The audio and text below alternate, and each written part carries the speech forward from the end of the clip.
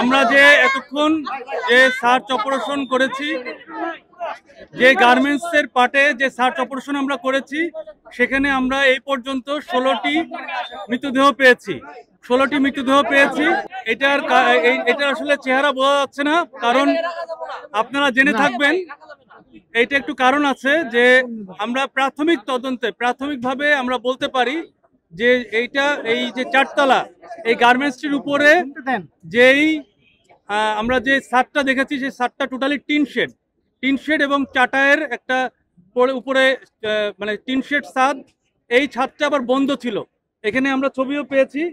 এই ছাদে যে উপরে যে গ্রিলের একটা দরজা ছিল, দুইটা তালা মারা ছিল।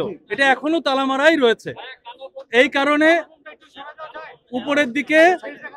উপরের দিকে আপনার যেতে পারে নাই, এবং নিচের দিকে আপনারা জেনে থাকবেন যে পরিমাণ কেমিক্যালের যে বিস্ফোরণটা হয়েছে প্রথম দিকে, সেটার ফ্ল্যাশ ওভারে